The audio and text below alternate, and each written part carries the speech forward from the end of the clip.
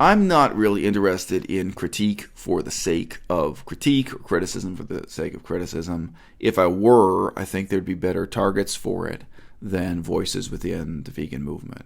I was joking around with TCAT lately. I shouldn't even say I was joking. It wasn't a joke. I talked to him about, wouldn't it be great to have a YouTube channel devoted to criticism of motivational speakers? You know, motivational speakers, these career motivational speakers who publish books, self-help books, and, you know, these kind of pseudo-spiritual motivational speakers in 2018. And you can imagine that being a really important area of study. When you think about it, that should be like an academic discipline at least one university somewhere in the world, but I don't think it is. I don't think that's covered by anthropology. I don't think that's covered by departments of religion. But to have someone in a rigorous and consistent way develop a critique of what's going on with motivational speaking, that'd be pretty worthwhile. That has knock-on effects throughout our society. It really does. I mean, I remember in the old days, some of that stuff would get on the Oprah Winfrey show, and it impacted the way people spoke. I mean, it impacted the vocabulary of American culture when Oprah Winfrey, you know, featured one of these. So there are a lot of areas where I do think, you know, criticism for the sake of criticism is important. But you might not guess this about me. I really don't feel that way about voices in the vegan movement. I actually do have a pretty high tolerance for people just coming on and talking about their feelings and their experiences, especially if it's sincere, especially if they're keeping it real. And everyone's going to do that in their own imperfect way, reflecting their own biases and their own interests. And that's good. It's not just okay, it's really a wonderful thing. In this video, I'm talking about a relatively new show called The Vegan View. I don't have any problem with the format. I don't have any problem with the basic thesis of the show. I do dislike the show in terms of its quality, tone, and just the level of substance it offers. But I say this openly, in the past, I have really talked to other vegans about creating a TV show like that myself. I'd love to have 6 vegans sitting around a table and not talking about veganism. I'd love to just be talking about politics and ecology, or doing a book review. Like every week, the 6 of us all read the same book, then come in, talk about that book, and then talk about politics and other things. I'd love it if we did that, and veganism was never even the topic of the show. Veganism came up in passing. We just happened to be people with a vegan perspective on ecology, politics, history, what have you. I think that'd be fantastic. And I've never been able to get it together because I still don't have that core of 5 or 6 people who will cooperate with me building a future of the vegan movement. It's a big disappointment in my life, but at this point, I'm going to pack up and move on. I put 5 years into trying to build a foundation for vegan activism. Didn't work out. Moving on to, we hope, greener pastures. Maybe I'm moving on to much, much more difficult pastures. Most of you can't imagine just how difficult Chinese as a language is. And in hitching my future more than ever to Chinese as a language, it's a huge difficulty.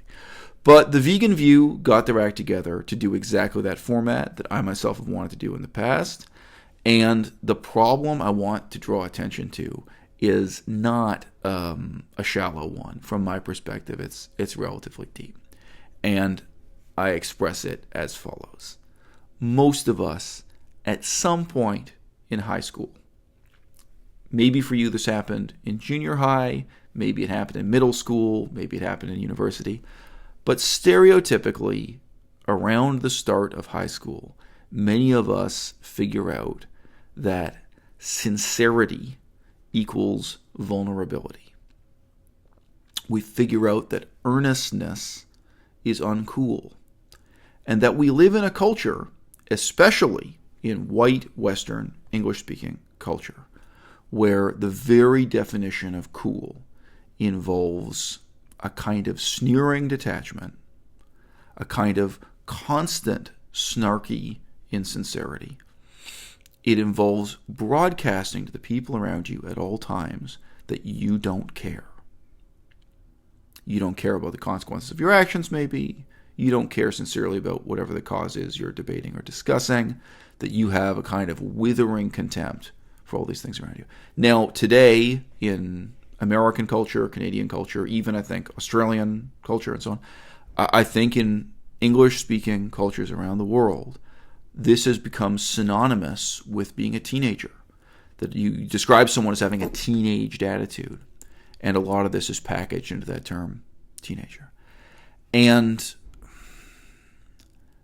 this concept of cool being the opposite of warm, then goes on through different permutations as people start to take on more of a mid-20s culture, a 30-something culture, as they go from high school to university to the workplace, or if you didn't go to university, as you go from one professional milieu to the next. And what I see on the Vegan View consistently is a middle-class, middle-aged version of what it is to be cool attached to veganism as a movement. The whole message that I've seen again and again on their channel, and I do fact check. Just now before making this video, I went and made sure I found 3 different videos quickly that exhibit this. So, it's not every video. I'm not going to say it's all their videos are on this theme, but it comes up again and again. They're making videos repeatedly explaining to you, the viewer, that what it means to be vegan in the 21st century, what it means to be a good vegan, what it means to be a cool vegan, is to let people know all the time that you don't really care, that you're not serious about it, that it doesn't mean anything to you, that you're not earnestly out here trying to save the planet or trying to save the lives of animals or even trying to improve other people's health. Those of you who are regular viewers of this channel will know that of the 3 big issues, ecology, ethics, and health, I care the least about health. But I still care. It can be very real and very raw and very meaningful to sit down with somebody and tell them, yeah, I know your doctor told you that Alzheimer's disease arrives with no particular cause and there's no treatment and there's no cure. But here's what I have to tell you. Alzheimer's disease is cholesterol. When cholesterol forms plaques in your arteries or around your heart, when it causes you heart problems, we have one set of names for it. When cholesterol forms plaques and causes problems within your brain, impacting the circulation of the brain and ultimately the transmission of signals between neurons and axons in the brain, when cholesterol disrupts brain function, we call it Alzheimer's disease. It's not that it's even the cause of Alzheimer's disease. It's a very meaningful simplification or explanation to say cholesterol in the brain is Alzheimer's disease. Okay? To have that kind of conversation with someone in a caring way, to say, yeah, I care enough about you to tell you that the explanation your doctor gave you for why your father or grandfather had this condition is bullshit and that it impacts you and your diet and the decisions you make today. All right? It's not cool. It's caring. It's earnest. And in your struggle to be sincere and communicate this to someone, you can make a fool of yourself. You can upset them. You can become upset yourself. To use the terms that the Vegan Voice uses, you can be an asshole. It's true. But a crucial part of the vegan message is care. Be willing to be an asshole.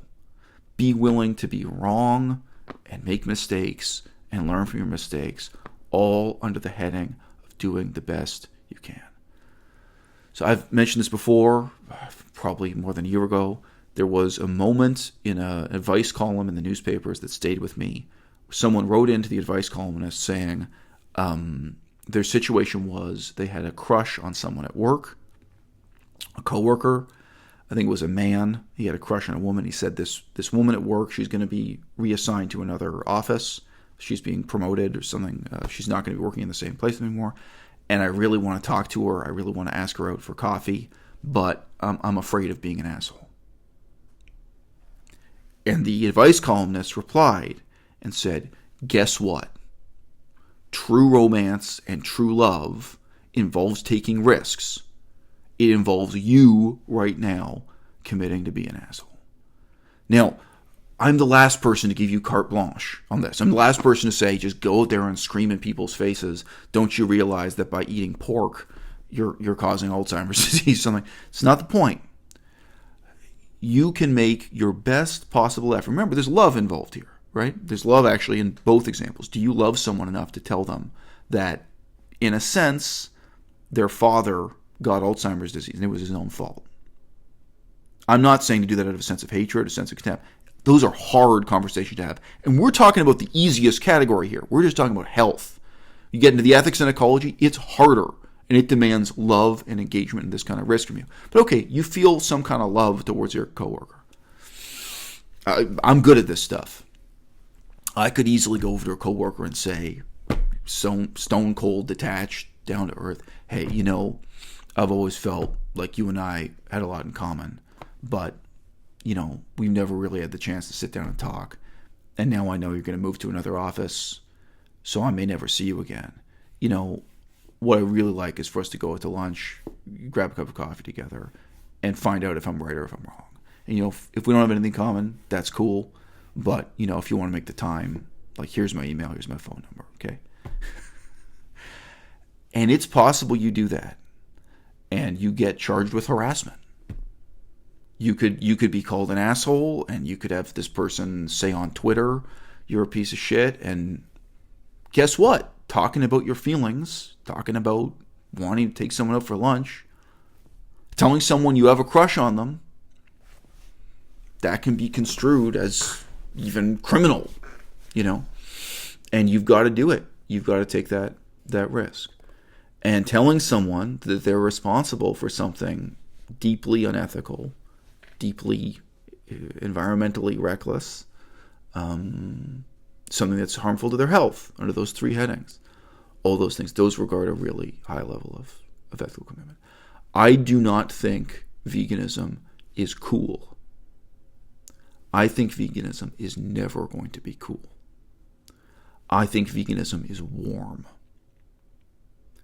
That's where I really differ from this whole approach represented by the vegan view, and it's also represented by my usual nemesis, Unnatural Vegan, where all they want to broadcast again and again and again is, I don't really care, this doesn't really matter to me, there are no real consequences, I don't, it's fine, it's cool, I'm cool, you're cool. If someone you really respected as a colleague in the vegan movement then comes out of the closet and admits that they've been eating salmon and chicken eggs to treat some type of mysterious made-up illness they think they have, or even if it's a real illness. I'm alluding to a current situation with Tim Sheaf. I'm not even questioning here whether or not that should matter to you, like in an objective sense, like that you should objectively feel offended. Can't we be real? Can't we be honest enough to say, wow, man, I'm devastated. I'm so disappointed in you. Like this, you're someone I looked up to, or you're someone I worked with, and your status, your position in this movement, ethically, ecologically, etc., is predicated on you being able to maintain this discipline, and you've let me down.